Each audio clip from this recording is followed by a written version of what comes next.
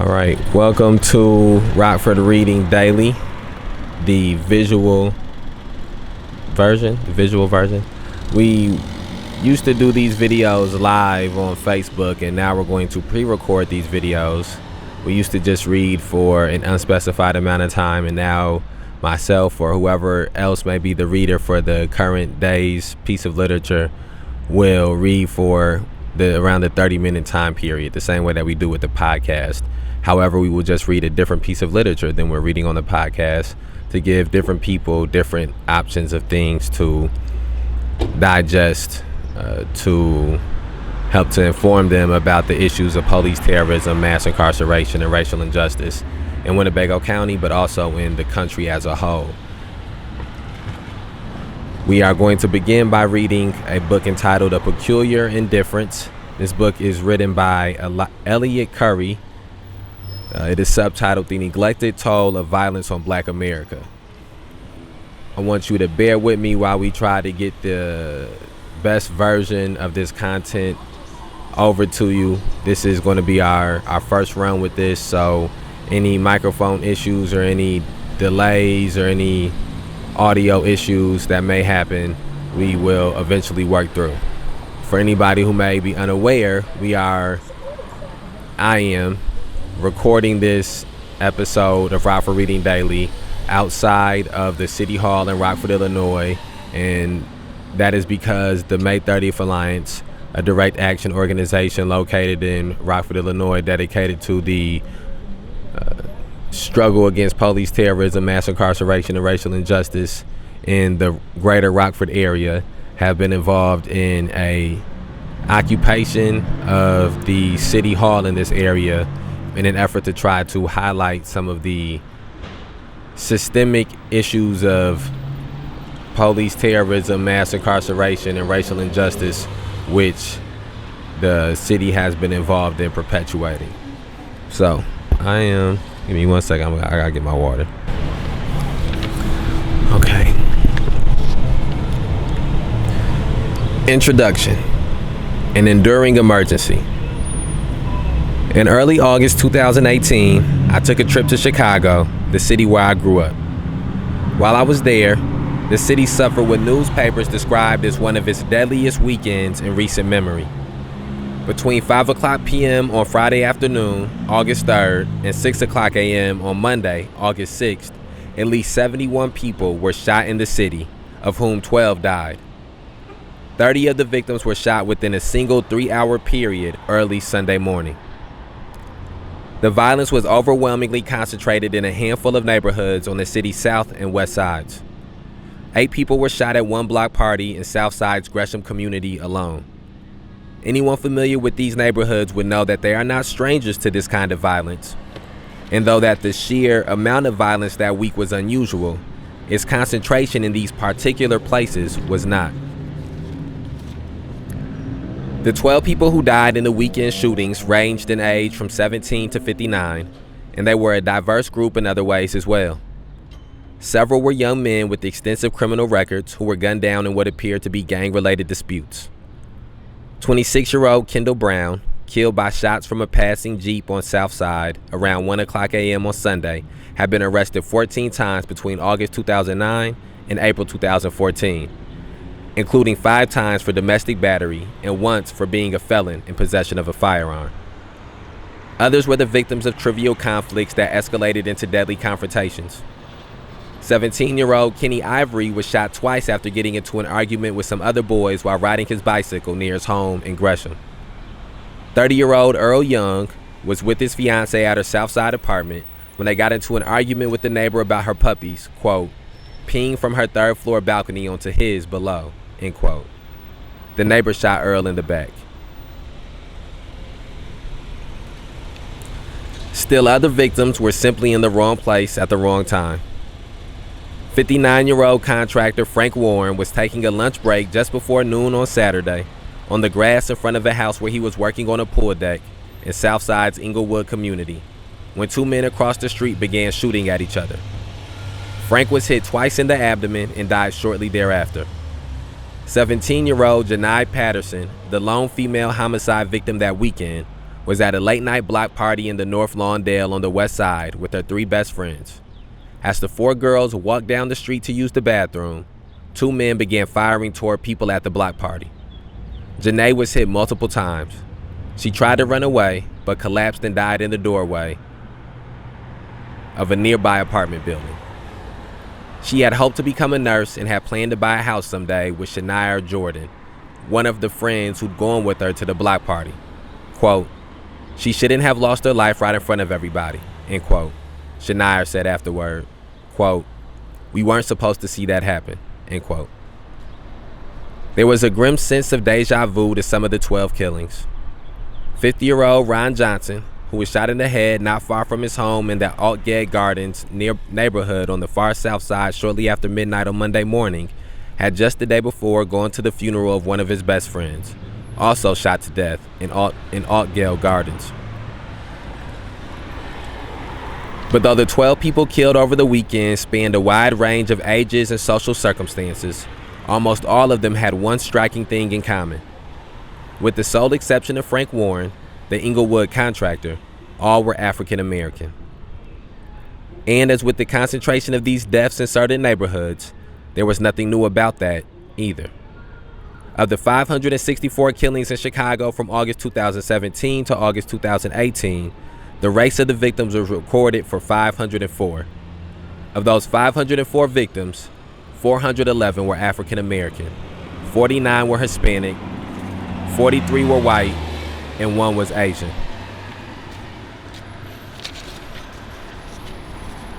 In the city as a whole, only 31% of the population is African American.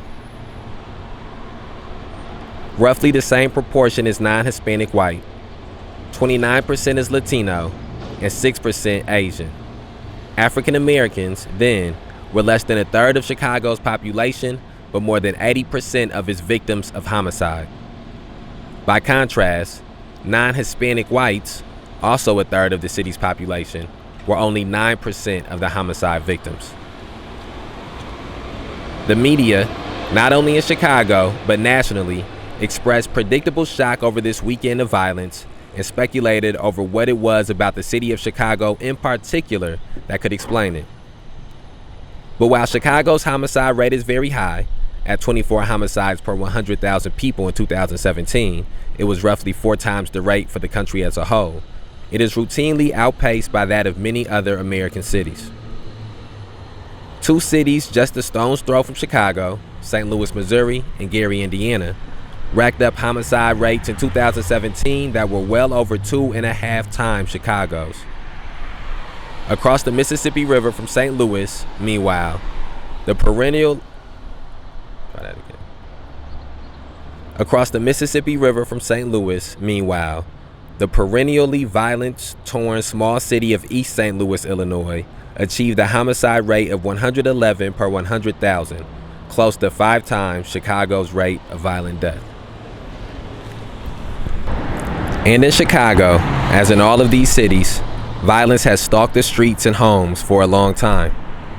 The city actually suffered its worst year for homicide in 1974, and though the numbers have fluctuated since then, there has never been a time in recent history that Chicago, or St. Louis, or New Orleans, or Detroit, or Baltimore has not experienced levels of violent death that are otherwise seen only in the most violent countries of the developing world. And in every one of those cities, Black Americans have been dramatically overrepresented among the victims. In response to the especially deadly August weekend, Chicago's police superintendent rushed to insist that, quote, "This is not a widespread issue among citizens of this city. This is a small subset of individuals who think they can play by their own rules because they continue to get a slap on the wrist when we arrest them," end quote. The problem, he said, was that those who engaged in violence were not being held to account for their actions. Quote, "I hear people holding the police..." Quote, "I hear people holding the police accountable all the time," end quote. He said, quote, "I never hear people saying those individuals out here on the streets need to stop pulling the trigger," end quote. "Those people," the superintendent concluded, quote, "get a free pass from everybody and they shouldn't," end quote. Chicago's then mayor, Rahm Emanuel, called for an, quote, attitudinal change, end quote, in the city. Quote, this might not be politically correct, end quote, he opinioned, end quote, but I know the power of what faith and family can do, end quote. A local city alderman said that it was up to, quote, the community, end quote, to step up to put an end to the violence. The city promised to deploy an extra 430 police officers to the hardest hit neighborhoods. When, despite the greatly increased police presence, the shootings, When, despite the greatly increased police deployment, the city suffered another 60 shootings the following weekend, the police superintendent again reassured residents that the violence did not reflect anything about Chicago itself, but only represented the actions of a, quote, small element, end quote. The following year, after two only slightly less deadly weekends, 52 shootings and 8 deaths in the first weekend in June 2019, 59 shot and 7 killed over the first weekend in August, the response was not much different. And there was nothing new about this essentially evasive response. In Chicago, as in every other American city where violence is endemic, sudden flare-ups typically bring an initial flurry of outrage, sincere expressions of anger, usually directed at that, quote, small element, end quote, who are seen as mainly responsible, and then a waning of interest. Not much is done to deal with the underlying problem, and the city goes back, at least for a while, to life as usual. Most of the time, in most places, violence in the black community doesn't make the headlines or even rate a mention on nighttime TV. For most people who live outside the most stricken communities, deadly violence is just part of the background noise of contemporary American urban life. Something that happens in, quote, my fault, like I said, we got that bus, I think that bus brought a lot of wind through there. All right, we outside. We gonna figure it out. Okay. For most people who live outside the most stricken communities, deadly violence is just part of the background noise of contemporary American urban life, something that happens in, quote, bad neighborhoods that are not theirs. That kind of complacency is harder to find in communities like North Lawndale or Inglewood. But the people who live in those places usually have relatively little voice and even less political influence, which both serves to cover over the everyday violence that surrounds them and to ensure that the deeper conditions that cause it remain mostly unaddressed. What stands out to me from the passages that we just read from A Peculiar Indifference, first is the statement by the police commissioner or chief of police, the statement by the police officer where he spoke about how police officers were always being criticized, and he heard a lot of criticism of police, but he didn't hear that same criticism being levied towards the people he considered to be criminals and committing these violent offenses, and that people need to tell them to put the guns down or to stop shooting. And that is a complete false narrative that is being pushed out by this police officer, which is one of the things that the city government and the police department in coordination with the city government often does when they have these press conferences, is that they use a little bit of truth telling and a little bit of falsehood and mix it together to present a narrative to people. And it is true that there has, as of late, been a lot of criticism of police officers and the police department because for so long they were able to operate with very little criticism, and so now the pendulum has swung the other way. But there is not nearly the same amount of criticism. Got the wind blowing a little bit. There is not nearly the same amount of criticism for police officers as it is on a regular basis criticism for people who are considered to be criminals, especially people who are considered to be violent criminals. There have always been, but for a very long time, there have been ceasefire campaigns for a very long time. And even let's outside of activism and outside of people trying to put together rallies and demonstrations to curb inner city violence and inner community violence and urban violence and black on black violence, there are departments of this government that are put together specifically for that purpose. The police department exists specifically for the purpose of criticizing people who are considered to be criminals.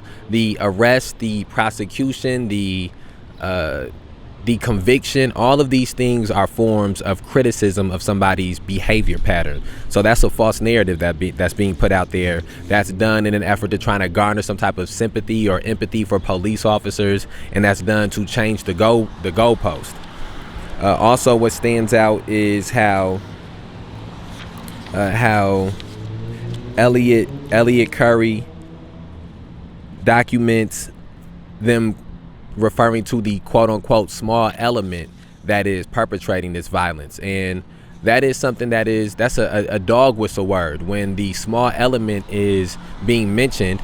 As we can see, based on the amount of people the disproportionate amount of black people who are being killed, there's a specific set of people he's speaking about. He's not speaking about rich people. He's speaking about poor people. He's not speaking about white people. He's speaking about black people and colored people. He's not speaking about people from prominent neighborhoods. He's speaking about people who are in disenfranchised communities, who are in marginalized neighborhoods. And that's what people want to hear. When stories of violence take place, when tragedies, these murders, criminality takes place, people want to be able to go to sleep at night inside their home and say that these are things that happen to other people. These are not things that happen to us. These are things that happen to black people. These are things if you're white, or these are things that happen to poor people if you're rich, or these are things that happen to quote unquote ghetto people if you live in a middle class community. And that mindset is what helps to perpetuate these things to continue to happen, because that mindset makes it so that you're not even taking a deeper look into why these things are happening into black communities, why these things are happening in poor communities, why these things are happening in communities where their marginalization exists. In the United States today, a young black man has 15 times the chance of dying from violence as his white counterpart. Violence takes more years of life from black men than cancer, stroke, and diabetes combined. It strikes even black women more often than white men and contributes significantly to persistently lower overall life expectancy and higher infant mortality among black Americans. These disparities contribute to sharply divergent overall patterns of life and death between whites and blacks in the United States. Yet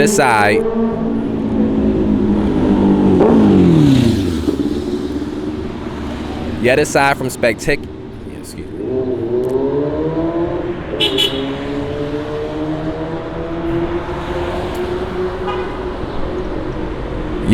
from spectacular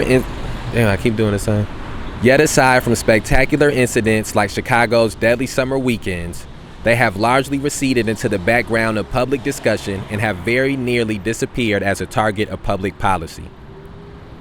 It is hard to believe that the country would have the same tepid response if the racial distribution of violence were reversed.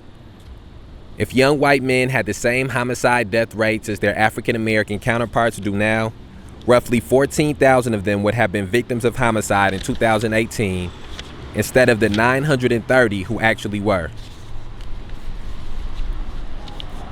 I think it is safe to say that if 14,000 young white men were dying of violence in the United States every year, it would be considered a problem calling for urgent attention with resources to match. Much of the country has been understandably outraged by the continuing plague of police killings of black Americans. After the death of George Floyd at the hands of Minneapolis police in May 2020, that anger exploded into some of the most widespread and sustained protests against police violence in U.S. history. There has been far less outrage over the ongoing emergency of everyday interpersonal violence in black communities. But it is important to understand that both of these kinds of violence are closely related aspects of the overall environment of danger that exists in too many black neighborhoods, and that both are bred by the same underlying conditions. The continuing marginality, neglect, and structural disadvantage those neighborhoods face. We find it easier to understand this connection when the hand that holds the gun that kills a young black man is that of a white police officer. When the hand belongs to another young black man, the connection is less direct and less transparent, but it is no less real. Our inability or unwillingness to recognize that connection represents a failure of the moral as well as the sociological imagination and helps to perpetuate a level of preventable trauma and needless suffering that has no counterpart anywhere in the developed world. This book is about the extent, consequences, and causes of that suffering and about what it would take to end it. It has been hard for us, as a society, to face up to the reality of racial disparities and violence. Many people are anxious at the prospect of talking directly about these sensitive issues, afraid that even to bring them up will play into long-standing stereotypes about black people and crime, and the anxiety is understandable. The stereotypes are pervasive, and there is no shortage of people who are ready to use them in the service of racist and regressive political action. For some, that is reason enough to bury the subject of race and violence as a focus of dialogue and social action. But while I understand and respect those fears, I can't agree with the conclusion. Denial and avoidance can't be our response to an ongoing public health crisis of devastating proportions. The stakes are simply too high. Violence not only takes a huge toll of lives in Black America, it also reverberates beyond the immediate victims to undermine the quality of life of whole communities. And in the absence of serious intervention, it will continue to do so. That is not an outcome that we should be willing to accept. So, upon reflection, what stands out to me there, or what stands out to me in the passages that we just read, is the way that Elliot Curry draw the connection from actions of police terrorism to actions of inter-community violence, and how he spoke about the importance of not hiding from the realities of inter-community violence, not hiding from the realities of black-on-black violence. And that is something that I completely agree with. I think that a lot of times, as he pointed out, that it is more overt when it is the hand of a police officer that is holding the gun, shooting a black man, when it's the arm of a police officer that is choking the black man or tasing a black man, when it is the arm of a racist white vigilante, as in the case of Ahmaud Arbery being murdered, holding the shotgun. Those things are a lot easier to differentiate and to be able to point out the forms of racial discrimination and racial prejudice that lead to them manifesting. And I think it becomes much more complicated to articulate how those same roots exist when it is a black man holding the other end of the gun, or when it is a brown man holding the other end of a gun, or a black woman on the other end of the gun. And I think what is important for us to be able to do is to be able to articulate how all of these different forms of violence are connected to the climate in which this country exists in, how all of these different things are connected to historical aspects that this country, of the origins of this country. And so one of the things that's important about books like The Color of Law and books like High Risers, which is about Cabrini Green, is they take the time to explain to you how these communities got disenfranchised, how these communities, not even communities, and communities is a word, I want to use the word neighborhoods, how these neighborhoods got disenfranchised and got marginalized, and how resources were divested from these neighborhoods when black people moved into them. To be able to diagnose the type of crime that takes place in black communities and in black neighborhoods now, and in brown communities, brown neighborhoods now, communities of color, neighborhoods of color now, poor neighborhoods now, you have to be able to trace back when these neighborhoods begin to take a turn for the worst, or when these neighborhoods were first created. You have to be able to understand white flight. You have to be able to understand block busting. You have to be able to understand racial covenants that were written into house deeds. You have to be able to understand the way that land was stolen from black people in the South and the great migration that took place of black people in the South. You have to be able to understand how at the end of industrialization, when jobs were outsourced to other countries, the concept of black people being the last hired and the first fired, because all of these things contribute to the violence that exists in these neighborhoods now. It contributes to the desperation that exists in these neighborhoods now. you have to be able to understand the historical ramifications of the miseducation of black people, the historical ramifications of the unequitable and unequal education of black people. You have to be able to understand the historical ramifications of heroin being pushed into black communities and black neighborhoods, crack cocaine being pushed into black communities and black neighborhoods, guns being pushed into black communities and black neighborhoods. And all of those things lead to get us to the place that we are in now. And those things is what led to the government being able to push propaganda concepts of criminalizing black people, of vilifying black people, and that lets them be able to deploy more police in these areas, to get more money to the police in these areas. The lack of oversight of these police departments allows for the corruption of the police departments to manifest into